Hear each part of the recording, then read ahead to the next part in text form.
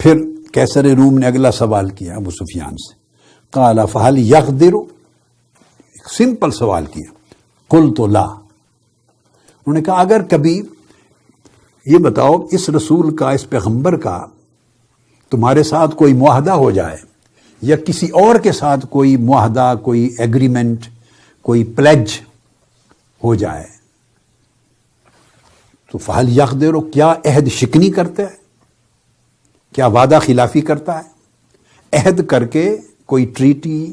کوئی کووننٹ، کوئی ایگریمنٹ، کوئی پلیج، کوئی کمٹمنٹ کر کے کیا اس سے پھرتا ہے، اپنے عہد کو توڑتا ہے؟ میں نے کہا نہیں، کبھی نہیں توڑتا۔ یہاں پر ابو سفیان نے آگے ایک جملہ بولا، انہوں نے کہا قلت لا، نہیں، کبھی عہد شکنی نہیں کرتے، کبھی دھوکہ دہی نہیں کرتے، عہد توڑتے نہیں ہیں کر کے، جو عہد جو زبان کر لیتے ہیں اس پر قائم رہتے، پورا کرتے۔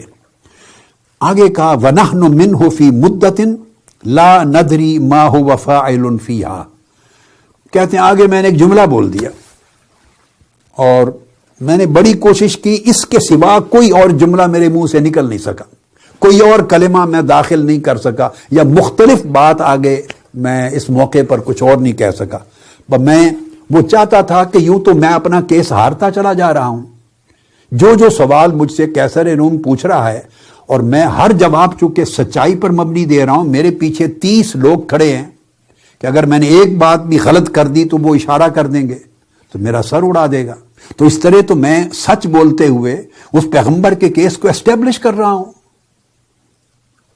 تو یہاں تھوڑی سی انہوں نے کی کہ ہاں کبھی وعدہ خلافی نہیں کی، عہد شکنی نہیں کی، مگر اب ہم ان کے ساتھ ایک معاہدے کے پیریڈ میں ہیں، ایک معاہدے کے زمانے میں ہیں، وہ جو معاہدہ صلح حدیبیہ کا ہوا تھا، جو 10 سال کے لیے جو ٹریٹی آف پیس ہوا تھا، معاہدہ امن، کہ اس میں اب جنگ نہیں ہوگی۔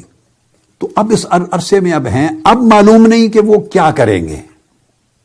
ابھی 10 سال کے لیے معاہدہ امن ہوا ہے، معلوم نہیں وہ کیا کریں گے۔ کہتے ہیں بھائی اتنا جملہ میں نے نکال دیا درمیان میں اور بول دیا کہ معلوم نہیں کیا کریں گے بس، مگر اب تک کا جو تجربہ ہے انہوں نے کبھی عہد شکنی نہیں کی۔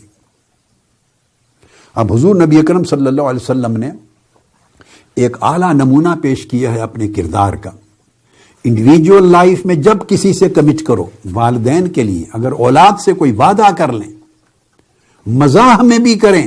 تو وعدہ ہوتا ہے، اعزا اقارب سے کر لیں کمٹمنٹ ہوتی ہے۔ ایمان والوں کو کہا اوفو بالعقود، جو عقد اور عہد کر لو اسے ہر صورت پورا کرو۔ اور بنی اسرائیل کے سارے قرآن مجید میں جہاں جہاں نقائص اور اسباب ان پر اللہ کے عذاب کے آنے کے بیان ہوئے ہیں، ان میں نقد میثاق کا ذکر ہر جگہ آیا ہے کہ وعدہ کر کے پھر جاتے، اللہ سے وعدہ کرتے پھر جاتے، اللہ سے میثاق کیا پھر گئے، اللہ سے معاہدہ کیا پھر گئے، ہمیشہ اپنی پلیج توڑتے تھے۔ جن پر عذاب ہوا قرآن مجید نے اس کا قاعدہ اور حدیث نبوی نے کہا، تو حضور نبی اکرم صلی اللہ علیہ وآلہ وسلم نے اس پر پوری سیرت طیبہ جس کا دشمن بھی اقرار کر رہے ہیں۔ یہاں میں اپنی ایک کتاب سے آپ کو کچھ ریفرنس دے رہا ہوں، یہ بڑے پیارا سبجیکٹ ہے، محمد صلی اللہ علیہ وسلم دا پیس میکر، انگلش میں ہے یہ کتاب، کوئی 700 صفحات کی ہے۔ تو اس کا 12واں چیپٹر ہے جس میں نے وہ چیز بیان کی جو آپ کو صرف کوئک ریفرنس دے رہا ہوں۔ آقا علیہ السلام نے اپنی حیات طیبہ میں بڑے بڑے دشمن قبائل سے بھی جو معاہدے کیے، اپنا معاہدہ حضور علیہ السلام کی طرف سے کبھی نہیں ٹوٹا۔ حتیٰ کہ قرآن مجید میں آپ سورہ انفال کو دیکھیں، سورہ توبہ کو دیکھیں، قرآن مجید کی دیگر سور کو دیکھیں، وہ کفار و مشرکین مکہ، قریش مکہ جنہوں نے قتال کیا، بار بار مدینہ پہ چڑھائی کی، حملے کیے،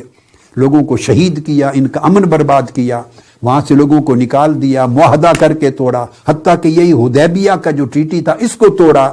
لوگوں کو قتل کیا، معصوم قبائل کا خون بہایا، سب کچھ کیا، مگر اس میں بھی قرآن مجید کی آیات ساتھ ہی ساتھ اترتی تھیں، باوجود اس کے کہ انہوں نے بڑی تباہی کر دی، معاہدے توڑ دیے، مگر ان میں اگر کوئی ایک آدھ قبیلہ بھی ایسا ہے جس نے معاہدہ نہیں توڑا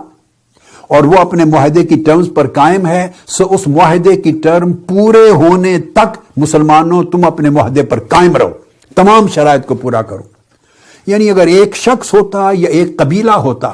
اور پورا ماحول جنگ کا ریسٹور ہو گیا ہوتا، جنگ بحال ہو گئی ہوتی، اس میں ایک قبیلہ بھی اگر الگ ہو گیا ہے اور اس نے حملہ آور جنگجوؤں کا ساتھ نہیں دیا اور وہ اپنے معاہدے پر قائم رہنا چاہتا ہے، تو قرآن نے جا بجا اصول دیا کہ ان دشمن کافر مشرک قبائل کے ساتھ بھی معاہدے کو پورا کرو، توڑنے کی اجازت نہیں۔ اور ایک شخص کے ساتھ ہو تب بھی توڑنے کی اجازت نہیں۔ ایک شخص حضور علیہ الصلوۃ والسلام کے پاس آیا، اس نے قرض دینا تھا۔ آقا علیہ السلام کو کہا، غیر مسلموں کا مکہ کا دور تھا، مکی زمانہ، کہا کہ آپ یہاں رکیں، میں پیسے لے آتا ہوں، جو بھی قرض ہے آپ کو میں پیسے پہنچا جاتا ہوں۔ حضور علیہ السلام نے اسے وعدہ فرما لیا، ٹھیک ہے میں یہیں کھڑا ہوں، تم لے آؤ۔ اور وہ واپس گھر جا کے مکہ جا کے بھول گیا، 3 دن تک نہیں آیا، چونکہ آقا علیہ السلام نے فرما دیا تھا کہ میں کھڑا ہوں یہاں تمہارے انتظار میں۔ 3 دن وہیں کھڑے رہے۔ 3 دن کے بعد وہ شخص آیا اور اس نے آ کے معذرت کی کہ میں بھول گیا تھا۔ آقا علیہ السلام نے کوئی ایک جملہ بھی رنج و ملال کا نہیں فرمایا، سوائے اس جملے کے کہ تم نے مجھے بہت مشقت میں مبتلا کی۔ بس وعدہ جس سے کر لیتے اس کو آقا علیہ السلام نے کبھی نہیں توڑا۔ محدثین کا طریق یہ تھا کہ کسی سے روایت لینے گئے، وہ کسی جانور کو بلا رہا تھا، اس کو ایسے اپنے پاس بلانے کے لیے اشارہ کر رہا تھا جیسے اس کے پاس کچھ دانے یا کوئی چیز کھانے کی ہے، اشارہ کر رہا تھا تاکہ وہ دیکھ کے آ جائے، مگر تھا نہیں کچھ۔ وہ محدث جو امام تھے، حدیث کی روایت لینے گئے تھے، وہیں سے پلٹ آئے۔ اس نے کہا جو ایک جانور کو دھوکہ دے سکتا ہے وہ اس قابل نہیں کہ اس سے حدیث رسول کی روایت لی جائے، یعنی اس کے پاس کچھ نہیں مگر امپریشن یہ دے رہا ہے کہ میرے پاس تمہارے کھانے کو ہے، گویا اس کو دھوکہ دے رہا ہے۔